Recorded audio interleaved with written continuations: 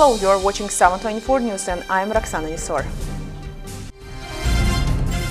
The results of the study of implementation of state and territorial programs to stimulate the export of fruits and vegetables, grapes and melons in Namangan region were discussed at the meeting of the Committee on Agrarian, Water Management and Ecology of the Senate of Delhi Majlis.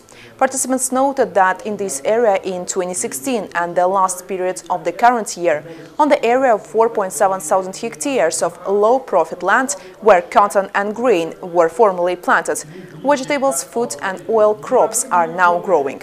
In addition, about 500 hectares of intensive gardens and 250 hectares of vineyards have been created on this territory.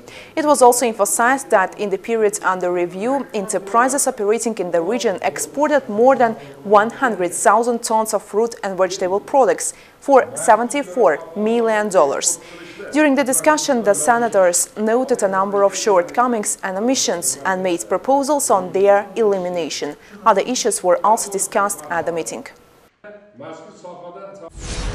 A Memorandum of Understanding was signed between the Youth Union of Uzbekistan and the Republican Center for Spirituality and Enlightenment in the Palace of Youth Creativity.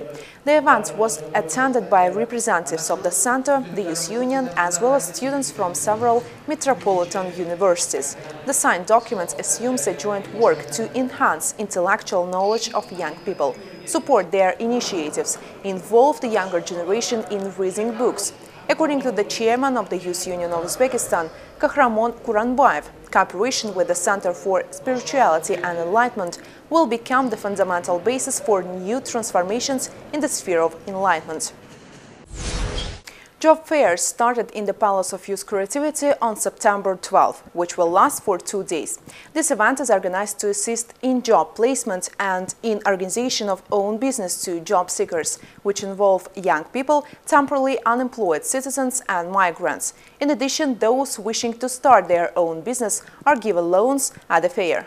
The organizers of the fair are the City Hakimiyat, the main department for labor, employment and social protection of Tashkent City, the Youth Union of Uzbekistan, the Fund Mahalla and many others. More than 400 enterprises and organizations took part in the event. They presented more than 8,000 vacancies to the candidates. And there were more than 60 branches of commercial banks for people who decided to start their own business. In addition, anyone can get advice on employment issues and labor legislation from representatives of the Ministry of Labor and its territorial units. It should be noted that the job fair is organized within the framework of the Objectives of Employment Program for 2017, approved by the Senate of Delhi Majlis of the Republic of Uzbekistan. It's expected that more than 8,000 people will visit the fair.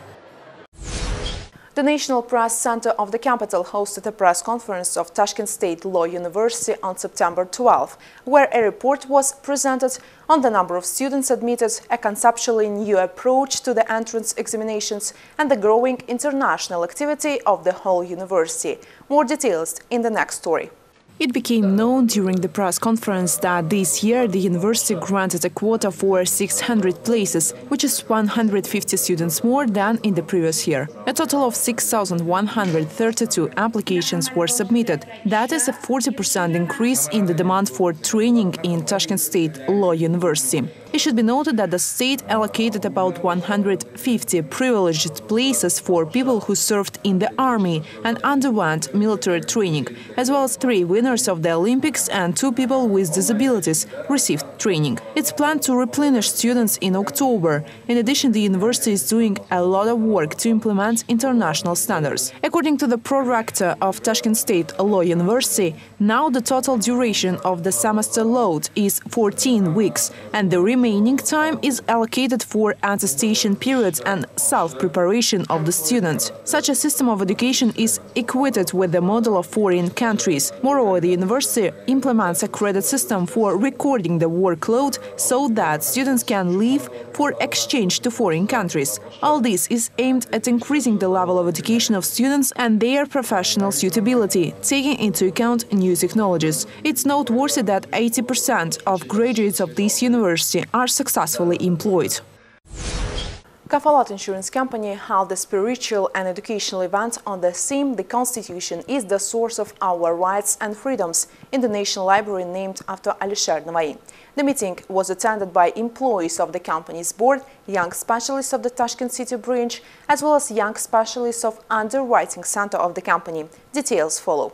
Attention of the audience was drawn at information on current developments of our republic. In particular, the role of the constitution, the implementation of large-scale reforms to build a legal democratic state. The constitution of the Republic of Uzbekistan is a unique example of political thinking of our people. This event is mainly devoted to increasing the role of youth in development of our state and the economy and insurance of the country.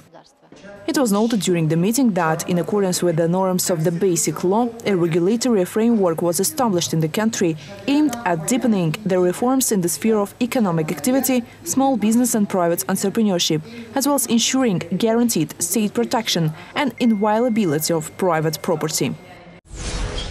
Today's news came to an end. Thank you for your attention. Goodbye.